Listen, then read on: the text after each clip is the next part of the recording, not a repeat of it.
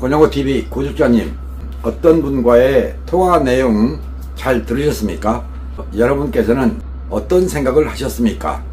시동 지연입니다. 언제? 아침에, 곧 냉간시에 시동이 잘 안 걸리는 현상입니다.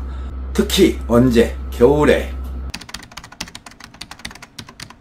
지난 겨울에 날씨가 추울 때는 시동을 몇 번씩 돌리는 거죠. 크랭킹을 여러 번 쉥쉥쉥쉥쉥 돌리다 보면 어느 순간에 걸립니다.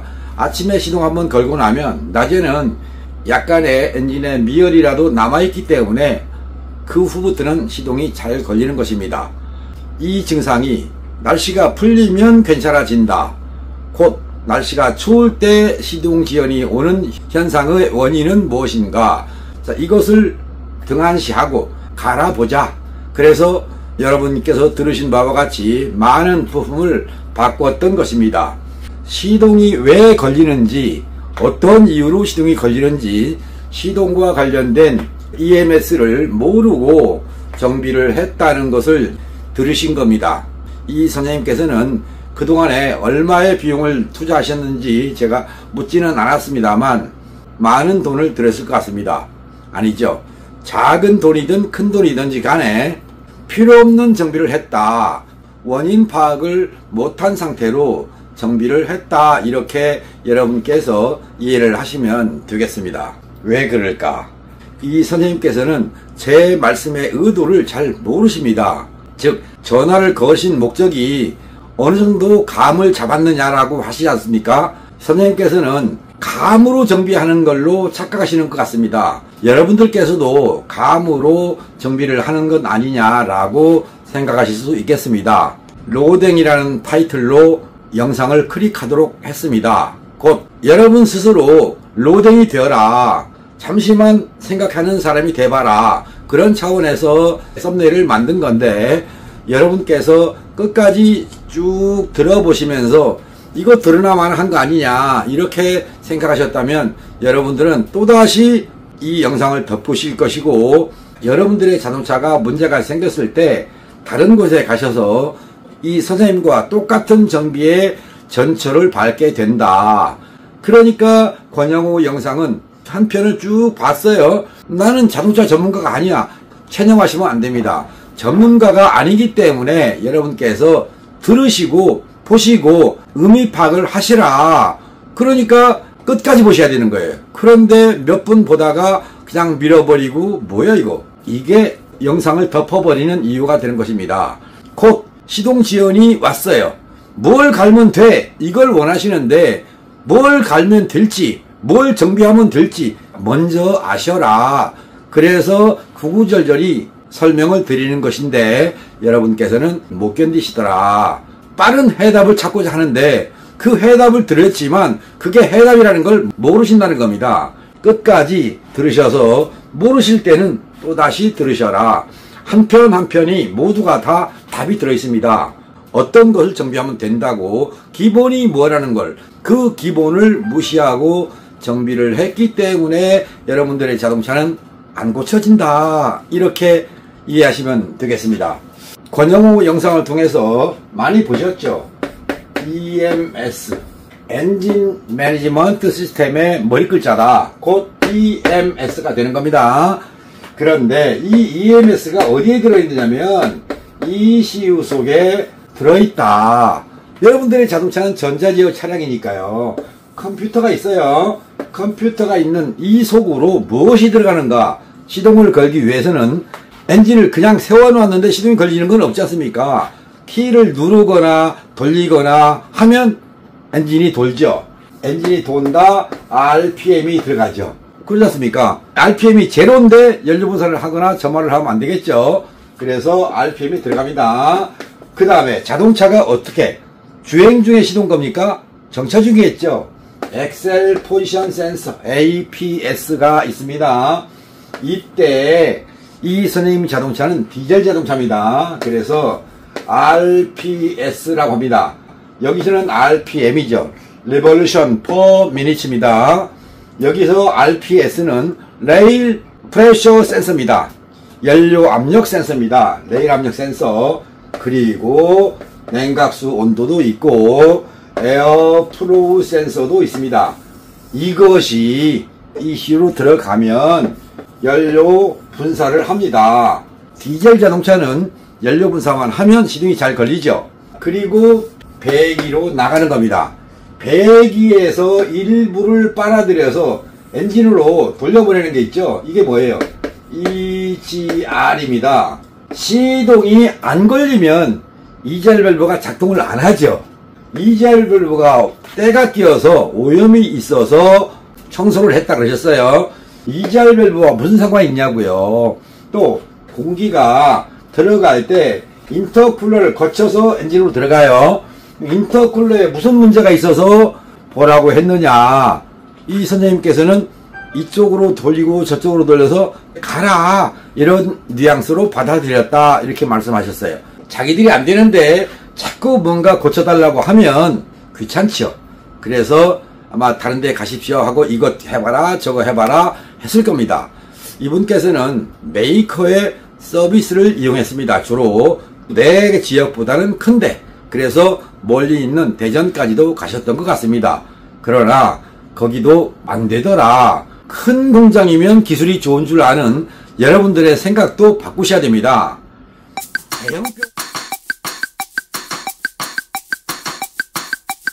대형병원에 가면 잘 고쳐진다라는 생각보다 대형병원에 가면 장비가 좋다라고 생각하시면 됩니다. 개인 병원에 가면 투자에 한계가 있기 때문에 장비가 다양하게 갖춰지지 않았죠. 그래서 경력이 있는 의사분은 보기만 해도 또는 몇 가지의 진단만 가지고도 이분이 무엇 때문에 고생하는구나 라는 걸 아시고 처방을 하게 되거나 주사약을 쓰게 되죠. 이렇게 해서 환자를 받게 되는 겁니다. 그런데 대형병원에 가보십시오. 평상시에 동네 병원에서 볼 수 없던 장비들이 있습니다. 그런 장비에 의해서 확인하는 습관을 가지고 계신 겁니다. 몇 년 전입니다. 와이프가 예약했다고 그래서 병원에 데려다 줬어요. 무엇 때문에 예약을 했는가? 허리 아파서요. 뭘 예약했는데 MRI를 신청했답니다. MRI? 들어보기만 했지 그 비용이 얼마인지는 모릅니다. 병원에 내려주면서 결제는 좀 해주자 얼마나 들겠어 하고 병원비를 결제했더니 할인받아서 56만원입니다 라고 하더라고. 깜짝 놀랐어요. 5, 6만원짜리인 줄 알았는데 할인받아서 56만원. 저희가 가는 병원은 조금 가족 할인을 받는 그런 병원이라서 그래서 56만원을 주고 결제하고 나오려다가 그냥 기다려 봤어요. 그랬더니 커다란 장비 옆에 가서 그 속으로 들어가서 1시간은 걸리는 것 같아요. 왔다 갔다 하면서 찍더라고요. 그리고 나와서 담당 주치의를 찾아갔어요. 주치의분이 MRI 촬영된 사진을 넘기면서 쭉 보는데 제가 잠깐만요. 그런 적이 있어요. 그리고 다시 뒤로 돌려보세요. 오케이 잠깐만요. 그리고 제가 손가락으로 찍었어요. 여기 아니냐라고 하고 손가락으로 딱 찍었어요. 그랬더니 그러네. 주치의도 모르는 통증 부위를 보호자가 찾아낸 겁니다. 이걸 가지고 이 비싼 MRI를 찍었느냐라고 했어요. 비록 대형 병원이라도 의사들이 많은 환자 때문에 꼼꼼하게 못 봅니다. 우리 환자들은 대형 병원을 선호하지만 사실은 아니더라 이 말씀을 드리면서 자동차 정비 공장이 큰 곳에 가면 기술이 좋은 줄 아시는데 사실은 1급 공장은 대지가 600평 이상, 2급 공장은 400평 이상, 서울 같은 경우에 부분 정비는 21평 이상입니다. 지방은 70평 이상의 대지를 가지고 있으면 부분 정비업 허가가 됩니다. 일단은 그렇다 치고 내 동네보다 큰 곳 같다. 여기도 마찬가지더라 그러지 않습니까? 당연한 거예요. 여러분들은 여기 가면 되겠지라는 상상을 가지 마시고요. 1급 공장은 대형차 몇 톤 이상의 화물차 정비가 가능한 곳, 또 2급 공장은 몇 톤 미만 몇 톤 이상의 화물차 정비가 가능한 곳, 그리고 동네에 있는 카센터 종류는 자동차의 특정 부분 하체 전문, 전기 전문, 엔진 전문 이렇게 하지 않습니까? 그 부분에 대해서 정비한다. 본론으로 가겠습니다. 자동차가 시동이 걸리는 데 있어서 시동 지연이라고 했으니까 냉간 시동 지연 이거 아닙니까? 맞죠? 냉간시입니다. 이때는 뭐가 필요합니까? 냉각수 온도 센서. 다행스럽게 센서를 바꿨는데 해결이 안 됐어요. 그러면 이 원리를 이용해서 시동을 건다는 얘기는 엔진을 돌린다, 크랭킹을 한다. 그러니까 엔진은 쉥쉥쉥쉥 돌아가죠. 그런데 어떤 영상에 최소한 크랭킹 RPM 할 때 몇 RPM인가를 봐라, 그런 영상이 있습니다. 곧 RPM이 빠르지 않는가, 그런 원인이 있다, 이유가 있다. 자, 그러면 여기서 조금 더 세분해 보겠습니다. 냉간 시동 지연. 첫 번째, 크랭킹 RPM 얘가 높은가, 이걸 본다는 겁니다. 크랭킹 RPM이 높으면, 빠르면 좋은 거 아니냐, 그건 여러분의 생각인 겁니다. 규정된 RPM이 있습니다. 그 규정된 RPM을 벗어나면 안 됩니다. 높은가, 높다, 낮다, 이렇게 나눌 수 있겠죠. 낮으면 배터리 전압, 스타트 모터의 성능, 이렇게 보는 겁니다. 이거는 아닌 겁니다. 왜? 오래 돌리면 시동이 걸리니까. 그래서 크랭킹 RPM이 낮다, 이건 아니고요. 높다, 이게 시동 지연의 원인이다. 자, 이렇게 판단이 됩니다. 두 번째, 연료 분사. 아마 이것을 의심해서 고압 펌프가 있느니 저압 펌프가 있느니 하고 정비를 하신 것 같아요. 그런데 연료의 고압 펌프나 저압 펌프의 문제? 이거 아닙니다. 왜? 차가울 때만 그런 거니까. 만일에 연료 펌프에 어떤 문제가 있다 그러면 날씨가 더우나 추우나 모두 다 해당되겠죠. 안 그렇습니까? 날씨가 추울 때만 펌프 성능이 약하다? 그렇지는 않다는 겁니다. 왜? 전기적인 펌프니까. 아니면 또 기계식 펌프라도 마찬가지입니다. 날씨가 추울 때 성능이 나빴던 것이 날씨가 더워지니까, 기온이 올라가니까 성능이 좋아졌다, 이렇게 판단할 수 있겠죠. 그거 아닙니다. 곧 연료 펌프는 문제없다, 이런 얘기가 돼요. 그런데 연료 분사가 부족, 이건 가능하다. 왜? 기온이 내려가면 경유의 점도도 상승합니다. 곧 정상적인 연료 분사량보다 부족해진다는 뜻입니다. 그러면 시동 지연이 올 수 있습니다. 세 번째, 점화장치 없습니다. 이 차는 디젤 차니까. 그러면 점화장치가 있는 자동차라고 할 경우는 점화가 되겠죠. 또 뭐가 있겠습니까? 여러분 생각나는 게 있습니까? 뭐 인버터라고 하지 않습니까? 근데 인버터가 아니고 인터쿨러입니다.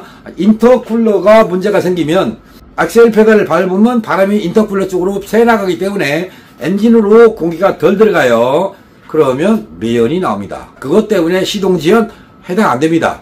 관계없습니다. 그러니까 이 자동차에서 이걸로 판단합니다. 이거 결론. 시동할 때 쉥쉥쉥쉥 돌리고 쉥쉥쉥쉥쉥 돌아간다. 슝슝슝 이렇게 돌아가야 시동 걸리는데 쉥쉥쉥쉥 하고 엄청나게 빠르게 회전한다.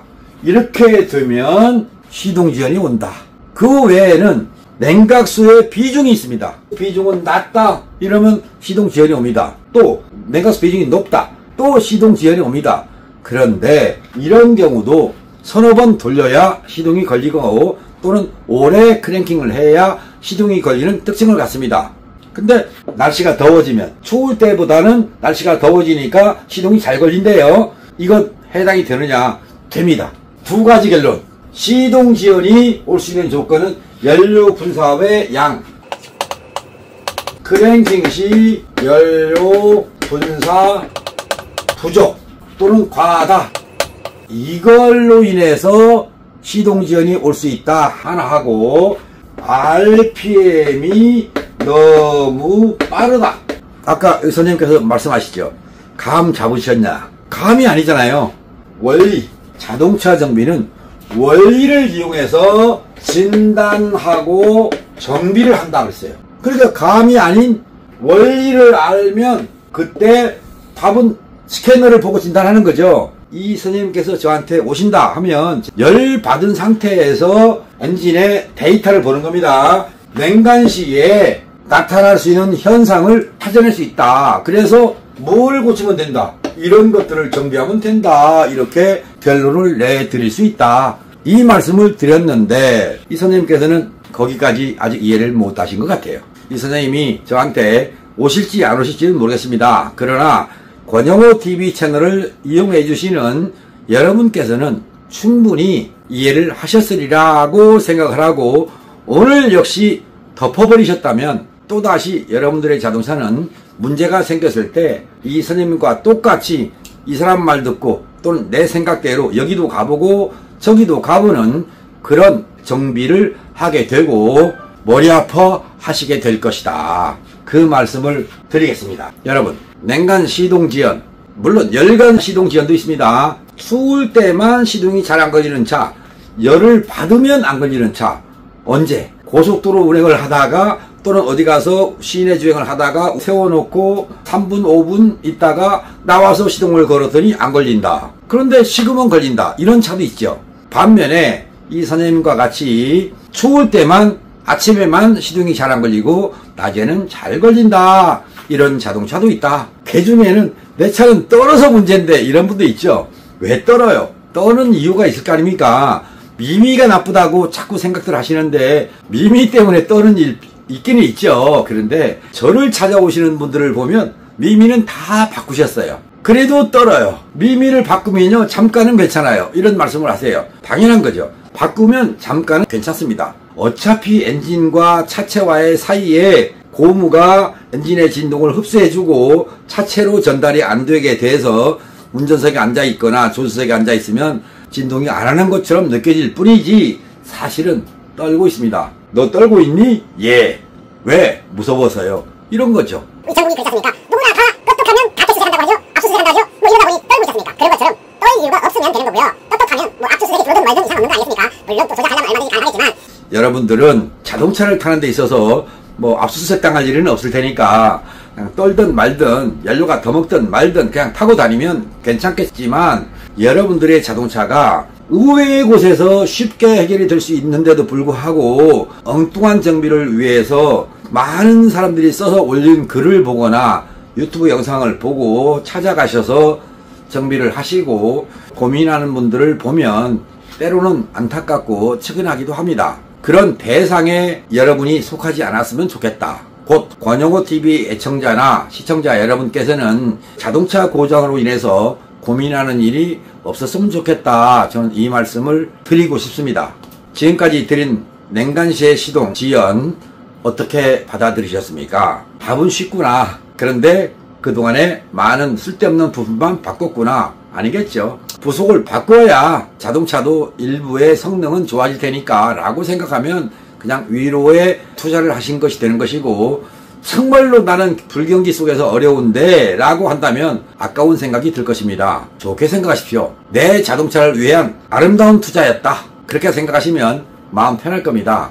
그리고 권영호 영상을 통해서 내가 자동차를 안 탄다면 모르지만 앞으로 영원히 자동차를 타야 하는 입장이다 라고 생각되신다면 권영호TV 채널 속에 있는 모든 영상에서 제시하는 해답을 메모해 보시는 것도 여러분들 스스로 경제적인 자동차 관리의 방법이다 라고 말씀을 드리겠습니다.